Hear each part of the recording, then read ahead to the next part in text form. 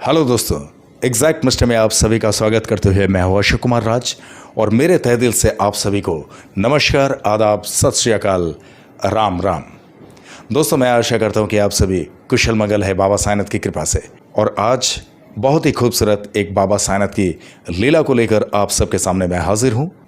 You can say this is real horrible story of faith and miracles by the blessings of Sai बाबा।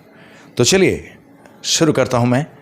आज बाबा साईनाथ की लीलाओं के बारे में जिन्होंने मुझे एक्सप्लेनेशन दी है वो है हमारे साईं परिवार की एक बहन जो कि एनोनिमस है। एनोनिमस रहने का वजह आप लोगों को पता चल जाएगा। हालांकि हमारे साईं परिवार की बहन जो है वो देहरादून से है और उनका नाम है मोनिका श्रीवास्तव। मोनिका श्रीवास्तव जी से जब मैंने यह पूछा था कि आप बाबा साईनाथ को कितने दिनों से मानते हैं और बाबा साईनाथ को किस रूप में मानते हैं, तो उन्होंने कहा कि मेरे लिए तो मानो कि बाबा सब कुछ है, वही त्रिलोकनाथ है, वही ब्रह्मांड नायक है और वही सब कुछ है, मेरे लिए ईश्वर है। तो इस तरह से ठीक है, कितने दिनों से आप मानते हैं बाबा साईनाथ को? उन्होंने कहा मैं बचपन से ही मानती हूँ, क्योंकि मेरे घर में मेरे मम्मी पापा बेहद दिल से बाबा के भक्ति में हैं और उन लोग ताउम्र बाबा के चरण में खुद को समर्पित कर दिए। इसी हिसाब से मैं भी बचपन से मेरी मम्मी पापा के साथ बाबा साईनाथ की पूजा पाठ में लगी रहती थी और आज भी मैं बाबा साईनाथ को उतनी ही भक्ति करती हूँ जैसे कि बचपन में। और बाबा साईनाथ का जो विश्वास मेरे दिल में है बाबा साईनाथ के नाम से, वो विश्वास में कभी भी कोई डगमगाहट नहीं आ सकती है। अब उसके बाद उन्होंने जो वाकया मुझे सुना है वो बहुत ही गूज़बम्प्स होने लायक है। आप लोग गौर से सुनते रहिए, बिकॉज कुछ घटनाएं ऐसी घटित हो जाती हैं इंसान की ज़िंदगी में जिसे पकड़ के रखना सबूत के तौर पर बहुत ही दुश्वार होता है। क्यों? क्योंकि हर एक वक्त में उस चीज़ को एविडेंस के तौर पे पकड़ना मुश्किल होता है। और इसीलिए कि आप अगर कोई कैमरा या कोई भी गैजेट उस वीडियोग्राफी के लिए ऑन करने की कोशिश करेंगे तो उतना वक्त आपके पास होता नहीं है। चाहे किसी भी तरह की कोई भी रास्ते में मुसीबत का वीडियो हो या कोई एक्सीडेंट का वीडियो हो, जो भी है वो सडनली अगर बन गया तो वो नसीब से बन जाता है। ऐसा ही घटना इनके साथ में हुआ है। इनकी ज़िंदगी में एक्चुअली हुआ क्या, वो ये बताते हैं कि उनकी शादी हो गई महज 2015 में। और 2015 में जब शादी हुई उसके बाद शादी के ठीक 6-7 महीने के अंदर उनके हस्बैंड को जॉब मिल गया टोरंटो कनाडा में, जो कि आज भी वो टोरंटो कनाडा में रहते हैं। और हमारी मोनिका बहन जो है, मोनिका बहन हिंदुस्तान में रहते हैं, देहरादून में है और देहरादून में वो एक बैंक कर्मी है। हालांकि उन्होंने अपने हस्बैंड से ये भी कहा था कि आप वहाँ पे एस्टेब्लिश्ड होने के बाद मुझे भी वहाँ पे लेके चलना, लेकिन उनका हस्बैंड जो है हमेशा इनको नकारते रहे हैं। और उनका हस्बैंड इनसे पहले तो बहुत सारी अच्छी बातें करते रहे हैं। जब वो टोरंटो में पहुँचे और टोरंटो में जब जॉब लगा तो उसके कई दिनों तक उन्होंने बहुत अच्छी तरह से इनसे वार्तालाप करते रहे। पर सडनली ऐसा हो गया कि इनका फ़ोन टाइम पे रिसीव करना नहीं, टाइम पे इनसे बात करना नहीं, वो कुछ वक्त नहीं दे पा रहे थे। जब भी उनको फुर्सत मिलती थी उस वक्त के लिए 2 मिनट या 4 मिनट इनसे बात कर लेते थे और वो यही कहते रहते थे हमेशा के लिए कि मैं बहुत बिज़ी हूँ, बहुत बिज़ी हूँ, जब भी मुझे फुर्सत मिलेगी मैं तुमसे ज़रूर बात किया करूँगा। हालांकि यहाँ पे हुआ ऐसा कि टोरंटो में जहाँ पर इनका हस्बैंड, मोनिका जी का हस्बैंड काम करते हैं, वहीं पर उनके किसी कॉलीग के साथ उनका जो है फैसिनेशन हो गया। इस वजह से उन्हीं के साथ में वो बिल्कुल पूरी तरह से लपट गए। और वो लपटने के वजह से इन्होंने अपने ससुराल में भी इत्तला करवाए थे कि देखिए ऐसी ऐसी बात है। अपने मम्मी पापा से भी इन्होंने बात किए कि मम्मी देखो ऐसी ऐसी बात है, पापा देखो ऐसी ऐसी बात है। वो मुझे कोई तवज्जो नहीं दे रहे हैं। अब वो बड़े टेंशन में आ गए। इनके घर वाले, मोनिका जी के घर वाले, वो भी बड़े टेंशन में आ गए कि करे तो क्या करें, मामला बहुत ही गड़बड़ दिख रहा है। बिकॉज टोरंटो यहाँ नहीं, टोरंटो स्थित है कनाडा में। तो ऐसे में मोनिका जी ने ये तय किया कि अब अगर इसी तरह का कुछ रवैया उनका चलता ही रहे तो मुझे उनके साथ रहने या ना रहने से कोई फ़र्क तो पड़ता नहीं है। उनको अगर फ़र्क नहीं पड़ता है तो मुझे भी कोई फ़र्क नहीं पड़ता। मुझे तो मेरी ज़िंदगी के लिए कुछ ना कुछ सोचना ज़रूरी है। अब ऐसा है कि अभी तो फ़िलहाल उनके साथ में और कोई ताल्लुकात नहीं है। अभी उन्होंने दूसरी शादी कर ली है ऑलरेडी, मोनिका जी ने। अब ये बताते हैं कि ऐसी स्थिति जब उनकी ज़िंदगी में चल रही थी तो उनका एक बॉयफ्रेंड यहाँ पे बन गया था। और इनका जो बॉयफ्रेंड बना था वो भी इनके एक बैंक कर्मी कॉलिग थे। उस कॉलिग के साथ में अब इन लोग क्या किया कि हम अपने मायके में तो रह नहीं सकते हैं, और वो कॉलिग जो है वो एमपी से था, और एमपी से होने के कारण वो वहाँ पे जॉब के सिलसिले में दूसरे जगह पे भाड़े से रहता था। अब उन लोगों ने तय किया कि हम लोग दोनों मिलके एक अच्छा सा बढ़िया सा घर लेके और वहाँ पर रहेंगे, और जब फैसला तुम्हारा हो जाएगा उसके बाद हम लोग शादी भी कर लेंगे। यानी इसे सिंपल भाषा में कहते हैं लिव इन रिलेशनशिप। तो एक घर उन लोगों ने कुछ दिनों के लिए लिए थे। कुछ दिन यानी उन लोग लिए थे तो हमेशा के लिए, बिकॉज इन लोग बैंक कर्मी हैं और एक रेपुटेशन की वजह से इन लोगों को कोई ज़्यादा पूछताछ नहीं करते हैं। और वो घर जो है अगर उसमें रह लेते तो सालों साल रह सकते थे, लेकिन कुछ दिन इसीलिए कहा आप लोग को पता चल जाएगा। वो जो घर है वो घर किस तरह का था इन लोगों को कुछ भी पता नहीं है। और इन लोगों ने जिस तरह से वो घर को लिए थे, उन लोग बहुत कुछ सपनों को संजोते हुए उस घर पे प्रवेश किए कि हम इस घर में रहेंगे, ऐसा करेंगे, वैसा करेंगे, सब कुछ ठीक ठाक। हफ्ता भर उन लोगों का सब कुछ सही सलामत चलता रहा। अब एक दिन छुट्टी के दिन यानी संडे की छुट्टी होती है, और सैटरडे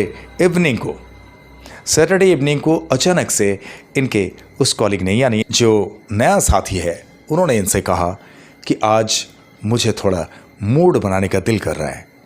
तो मोनिका जी ने कहा कि ठीक है, बेशक आप लेके आइए, कोई दिक्कत नहीं। तो उन्होंने कहा ओके ठीक है, तुम कुछ लोगे? तो उन्होंने कहा कि नहीं, मैं कुछ नहीं लूँगी। अगर तुम कुछ लेते हो वोडका जैसे या जीन जैसे तो मैं थोड़ा सा उसमें से ले लूँगी, अदरवाइज़ तुम्हारे हिसाब से तुम्हें जो पसंद है, मुझे कोई इतनी ज़रूरी नहीं है। मेरे लिए थोड़ा सा कोल्ड ड्रिंक भी होगा तो चल जाएगा, बट आपको अगर एंजॉय करने का दिल कर रहा है तो आप लेके आइए। तो उन्होंने परमिशन दे दिया। और ऐसे वक्त में वहाँ पे टाइम हो रहा था कुछ शाम को 8 साढ़े 8।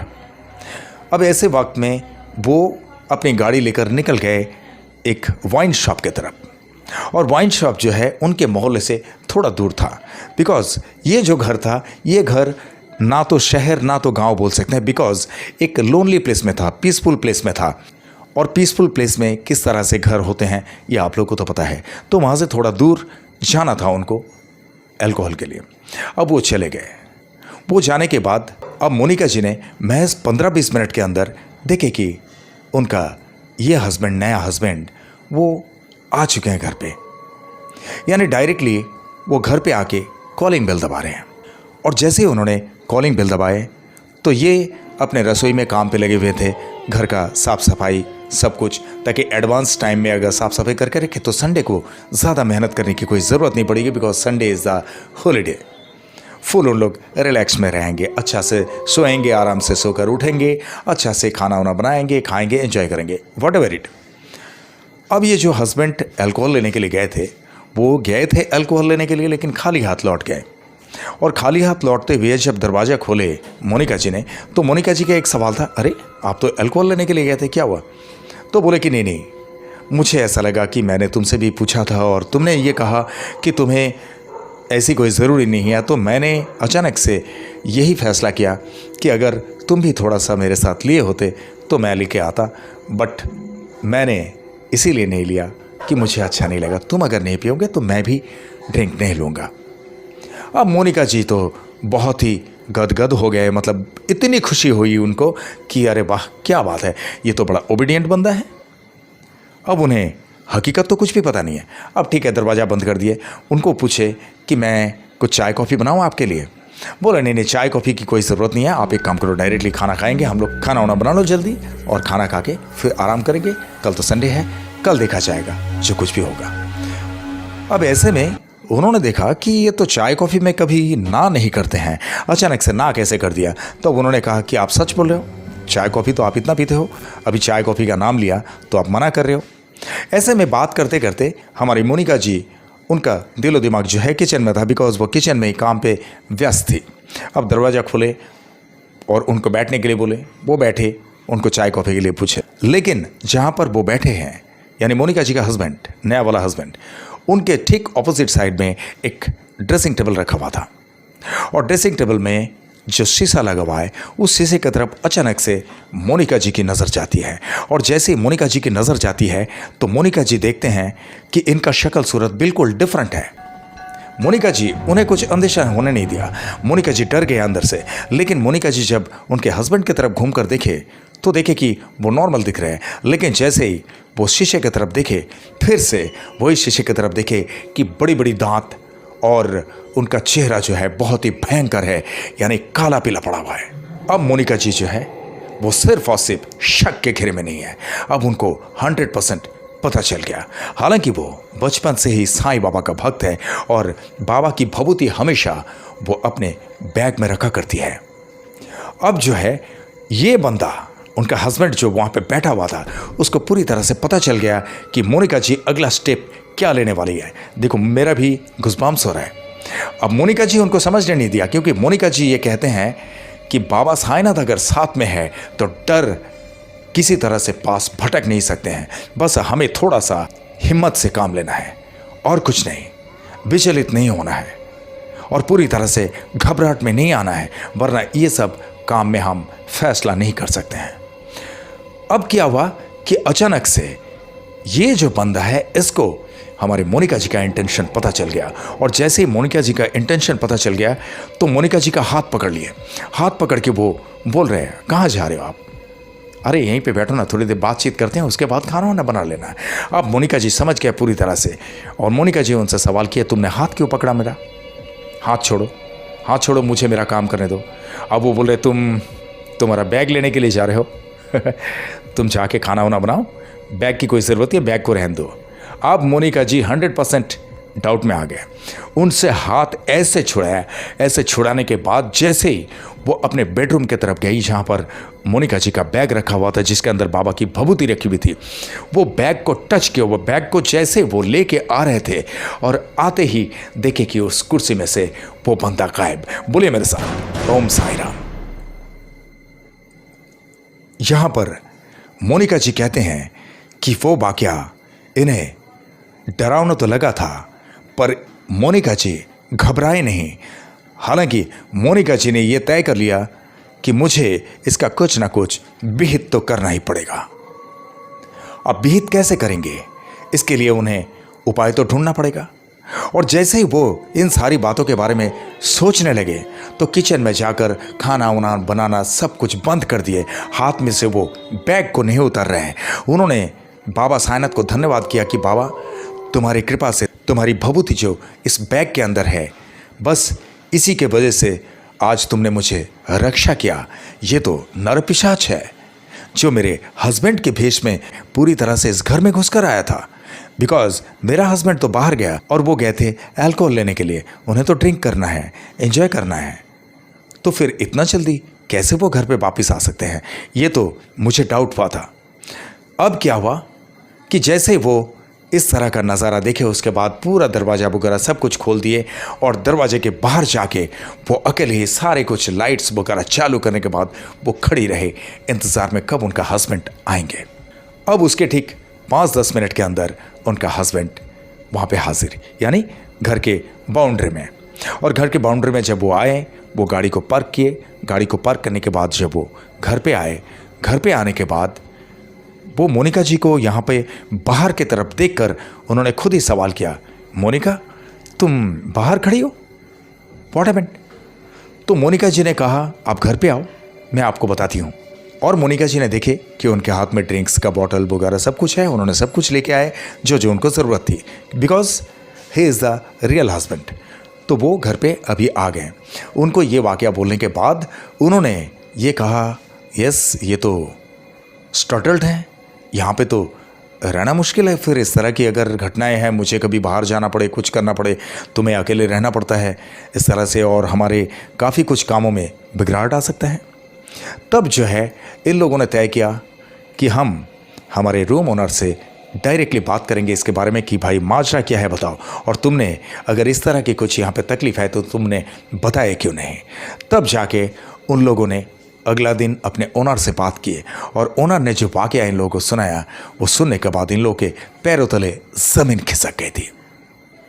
उन्होंने कहा कि काफ़ी दिन पहले उस ओनर के जो पिताजी थे, वो ओनर के पिताजी ने कोई एक परिवार को भाड़े से दिया था वो घर, और वो घर जिसे भाड़े से दिया था, वो घर के सारे सदस्य, यानी वो जो आदमी है, उस आदमी की औरत उन्हें बहुत सताता था, बच्चे लोगों को बहुत सताता था। इसीलिए वो औरत जो है सारे के सारे बच्चे उच्चे को लेकर वो घर छोड़कर भाग गई थी। और इसने ऐसे वक्त में क्या किया था कि उसी घर में फंदा लगाकर उसने सुसाइड कर लिया था। और सुसाइड करने के बाद वो आज तक उसी घर में है। काफ़ी कुछ प्रयत्न किए, काफ़ी पूजा पाठ करवाए, काफ़ी तंत्र मंत्र करके भी देखे, लेकिन किसी तरह से कोई असर नहीं हुआ। पर आज तक किसी को किसी तरह से नुकसान नहीं पहुंचा है, और आज वो एक पिशाच के रूप में वहाँ पे रहते हैं। हाँ, लेकिन जो भी उनको देखे, कभी उनका असली शक्ल अगर दिख गया तो वो या तो बेहोश हो गया या तो वो दौड़ने को मजबूर हो गया, लेकिन किसी को आघात नहीं किया। अब इन लोग तो शॉक्ड हो गए। मोनिका जी बोले नहीं नहीं नहीं नहीं, हम लोग ऐसे परिस्थिति में नहीं रह सकते हैं। अगर उनको यहाँ पे रहना है तो उन्हें रहने दीजिए, लेकिन आपने एक बहुत बड़ी गलती की। अगर आपको ये रूम भाड़े से देना है तो जो भी टेनेंट को आप देंगे उनसे सबसे पहले ये स्टोरी आप बता देना, बिकॉज हमारे साथ में आपने गलत किए। हम लोग इस तरह से रह नहीं सकते हैं, बिकॉज ये एक डेविल है, और ये आत्मा जब हमारी दुनिया को छोड़ देते हैं उसके बाद वो किसी का नहीं होता है। इसीलिए हम यहाँ पे नहीं रह सकते हैं। आप इमीडिएटली हमारा मनी बैक कर दीजिए, रिटर्न कर दीजिए, हमारा जो भी डिपॉजिट अमाउंट वगैरह है सारा कुछ हिसाब वगैरह कर दीजिए। हम दूसरे जगह पे बंदोबस्त कर रहे हैं। तो दूसरे जगह पे उन लोग बंदोबस्त करने लगे। उनके ओनर ने कहा ओके ठीक है, with in a couple of days आपका पैसा हिसाब वगैरह करके हम दे देंगे। हम माफ़ी चाहते हैं कि आपके साथ में जो कुछ भी इस तरह का सलूक हुआ। तो आप जो कुछ भी कहेंगे मुझे आप कह सकते हैं। अगर गलती मेरी है तो मेरी गलती है, बाकी मैं मानता हूँ। तब इन लोगों ने उन्हें कहा कि ठीक है, कोई दिक्कत नहीं, अगर गलती हो गई, लेकिन आगे से कोई भी टेनेंट अगर यहाँ पे रहने के लिए आने वाले हैं तो उनको बिफोर टाइम आप ये इन्फॉर्मेशन ज़रूर देना कि भाई यहाँ पे ऐसा ऐसा वाक़या हुआ था, और ये भी बता देना कि हाँ ये कोई क्षति नहीं पहुँचाते, किसी पे किसी तरह का कोई हमला वो नहीं करता है। ये बात का जिक्र कर देना। उसके बावजूद अगर किसी को रहना है तो वो रहेंगे, बट हमें तो यहाँ रहना नहीं है। ओम साई राम। अब ये जो है ये घटना के ऊपर हमारे मोनिका बहन ये बताती है कि मुझे बाबा साईनाथ पे इतनी दृढ़ भक्ति है कि मुझे हर कदम कदम पे बाबा साथ देते हैं, और जहाँ पर किसी के साथ मेरा रिश्ता मनमुटाव हो सकता है या रिश्ते में कोई भी बाधा आ सकता है तो बाबा पहले से ही उस रिश्ते को मुझसे अलग कर देते हैं। लेकिन आज उनका जो सेकंड मैरिज है, जिनके साथ में वो लिव इन रिलेशन के लिए उस घर में गए थे हॉन्टेड प्लेस में, तो आज भी वही उनका हस्बैंड है, and he is the final in our life. तो अभी बड़े अच्छे तरीके से उन लोग जीवन व्यतीत कर रहे हैं, लेकिन आज वो अपने घर में रह रहे हैं। ये शुरुआत की बात उन्होंने कहा था। तो दोस्तों ये था आज का वाकया कि बाबा साईनाथ और बाबा साईनाथ की भभूति किस तरह से हमारे प्रयोग में आता है और किस तरह से हमारा काम कर देता है, ये आप सबके सामने है। और आप लोगों का क्या कहना है कमेंट में ज़रूर लिखना। थोड़ा सा डरावना तो ये ज़रूर है, because this is horrible story, और हॉरेबल स्टोरी के अंदर बाबा की जो भभूति है, बाबा की भभूति कितना कारगर है, इसका भी प्रमाण हम लोग को मिल गया। तो दोस्तों चलते चलते हर बार की तरह मैं यही कहूँगा कि हमारे साईं परिवार की बहन मोनिका, इनके मन में बाबा साईनाथ के प्रति वाकई भक्ति में कभी कोई डगमगाहट ना आए, और इनके साथ साथ इनके पूरे परिवार पर बाबा साईनाथ की कृपा हमेशा बनी रहे, बाबा साईनाथ की कृपा हमेशा बरसते रहे। इसके लिए बाबा साईनाथ से प्रार्थना ज़रूर करना। और आप लोगों के साथ में भी इसी तरह से कुछ घटित हुई है बाबा की लीलाएं या कोई भी इंसिडेंट तो मेरे अंडरलाइन में दिए हुए इस नंबर पे मुझसे सीधा संपर्क कर सकते हैं, या तो मुझे व्हाट्सएप में वॉइस मैसेज के जरिए या तो अपना वीडियो बनाकर मुझे भेज सकते हैं। मैं आपके साथ घटित हुई इंसिडेंट या लीलाओं का वीडियो बनाकर इसी तरह से एग्जैक्ट मिस्टर चैनल पर लेके आऊँगा, आई प्रॉमिस इट। ओके, और आप लोग जो भी मेरे इस चैनल में नए हैं, आप लोग इस चैनल को लाइक करें, शेयर करें, सब्सक्राइब करें एंड बेल आइकन को ज़रूर दबा दें ताकि एग्जैक्ट मिस्टर चैनल का हर एक वीडियो का नोटिफिकेशन आप लोगों तक सबसे पहले पहुंचे। और थैंक्स बटन को ज़रूर दबा देना। और चलते चलते मैं इतना ही कहूँगा दोस्तों, बहुत ख्याल रखिए अपना। और जिस तरह से आप लोग बाबा साईनाथ पे भक्ति रखते हैं, इसी तरह से बाबा साईनाथ हमेशा आप सब पर अपनी कृपा दृष्टि रखे, हमेशा आप सब पर अपनी कृपा बरसाते रहे। ये मेरे तहे दिल से आप सबके लिए शुभकामनाएं। और जिस तरह से इत्मीनान से आप लोगों ने ये वीडियो देखे हैं, जिस तरह से अपना कीमती वक्त देकर ये वीडियो देखे हैं, इसके लिए आप सभी को मेरे तहे दिल से बहुत बहुत धन्यवाद के साथ ओम साई राम।